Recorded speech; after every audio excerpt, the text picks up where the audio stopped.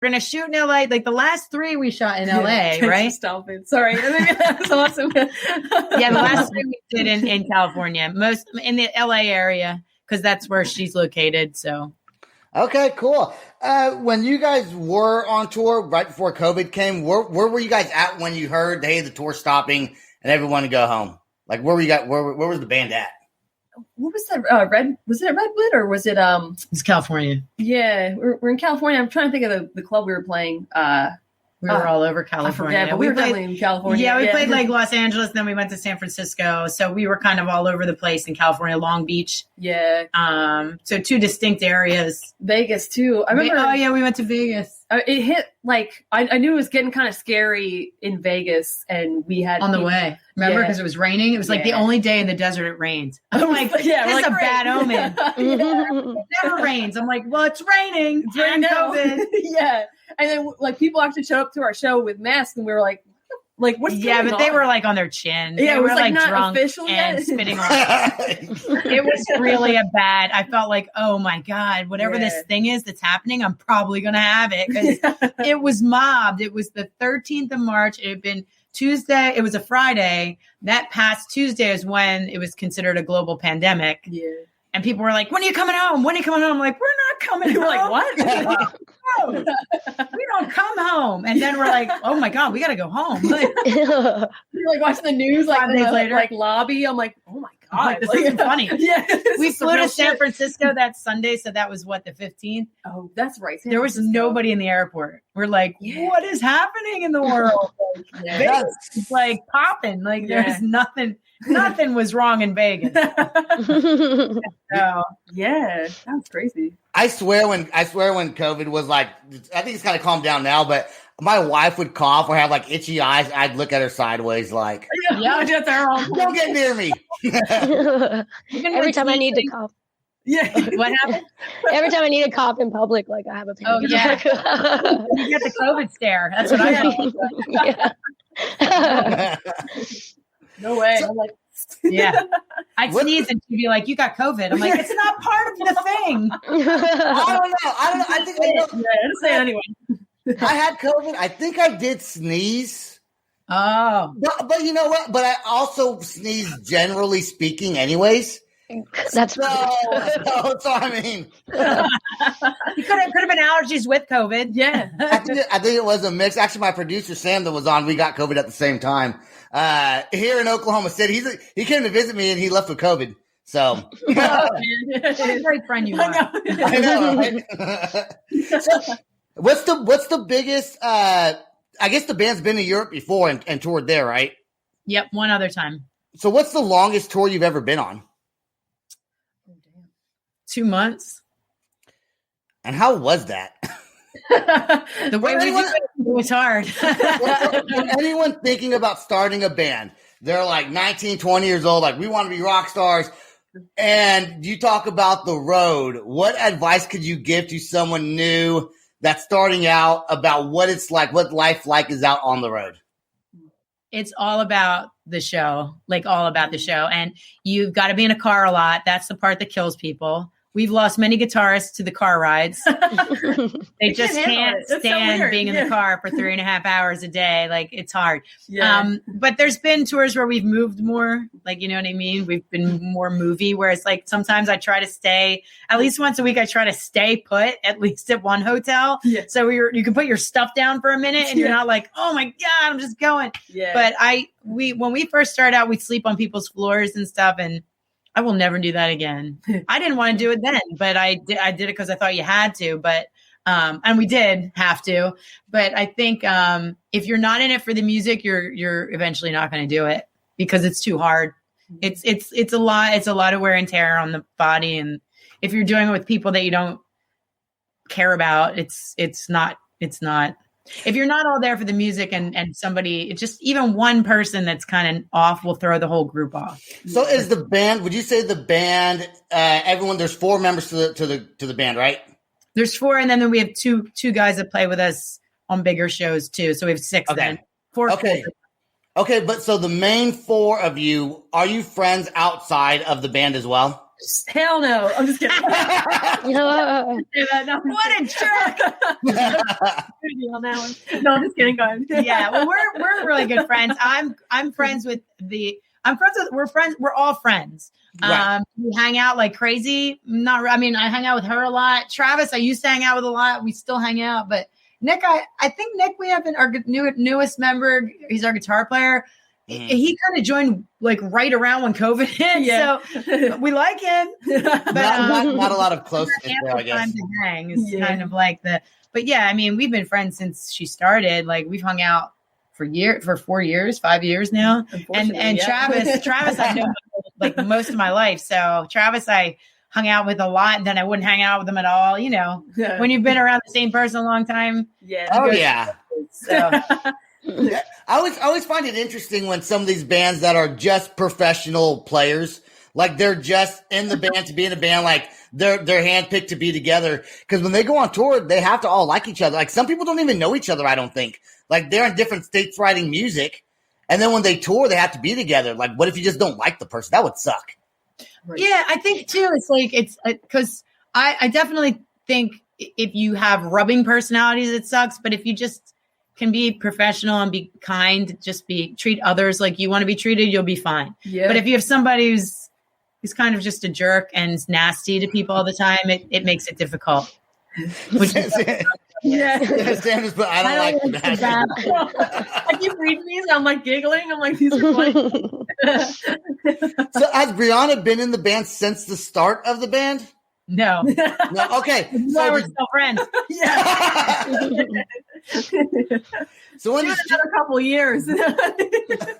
So how long were you? 16, right? Yes. So 5 years. Yeah. Almost 5 years. May. Yeah. She joined us we had opened a big radio station around here, MMR.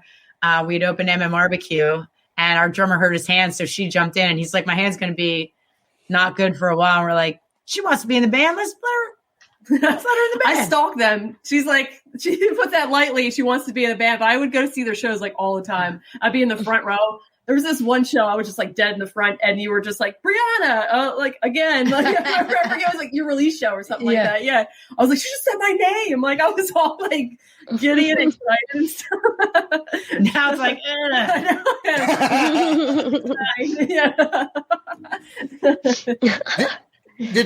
Did I saw something about Rolling Stones or Sirius XM? Are you guys getting some publicity on some other platforms? Yeah, we were just Loudwire just asked for my 10 most powerful empowerment rock and metal anthems, so I did that. There's Loudwire.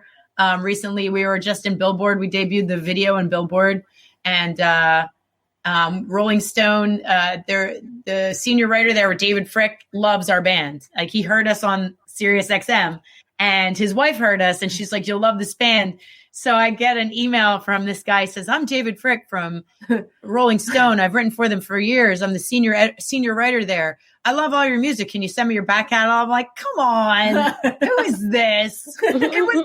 It was him. So he came to our shows, and he ended up doing a write-up as one of the best of 2017 highlights. He came to see us in New York City at a club, and he came that whole year, and 18 and 19. I think the last time we saw him was 19, maybe 20.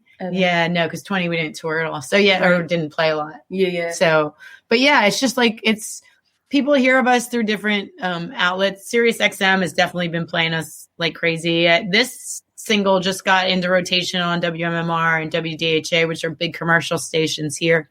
And what's Sirius XM station? Channel 21, the Underground Garage. We're also on the Spectrum. And I forget what the other one that David Frick is the Spectrum, but he's on the Spectrum. Oh yeah. But I mean, there's one that's on demand. Maybe it's just Sirius On Demand is the other. That's so neat though to be played like that, and your music. And I would think Ava would agree with me being on here a few episodes now. We have been playing a lot of metal bands, like heavy metal, like hardcore kind of. Mm-hmm. It's kind of nice to listen to something different. And I think your music it doesn't sound like anybody else. Cool. It's good. Yeah. That is good. Yeah. I hate when people want to be like, I want to sound like this. No, you want to sound like yourself. And you guys do, and the band definitely provides that. Thank you. Ooh, Thank you for saying that. Yeah, it's made it like more difficult to get on some of these stations that we've ended up getting on now, but I'd rather do that like what we really are than try to, because there are periods where it's like maybe we should be more this or more this, and I was like, that's not what we are. Yeah. So it's not genuine at the end of the day. And it's like we can write a song, like we co-wrote a song called "Don't Have You" that's very like almost country-ish, like Beatles-esque. Beatles, yeah. And then we wrote like, Tight-Lipped, and then so it's like, but it all sounds like us. So yeah, I think I don't know, Ava, do you listen to XM radio at all? No. No, okay. So fair enough. I think the song is still hard enough though to be played like on Octane. Like it's still a hard heavy riff, right? I mean, I don't know how it'd go over with them, but I think it's all right. If you're asking me, I think it's all right. I think Octane would be a good. I hate to burst your bubble. My opinion's usually not right. He's not joking. He is not joking one bit. Hey, Sebastian, I loaded up another song, Wild Woman. It is right there. I've been trying to get your attention and pointing at it. You should have texted me. Well, the phone's way over there. Okay, it's on song. Let's play this song. We'll play this song. We'll tell everyone where to find you guys, although we already kind of did that, and then we'll end the show. So This is Wild Woman. Is that what he said? Wild Woman. Okay. All right, here we go.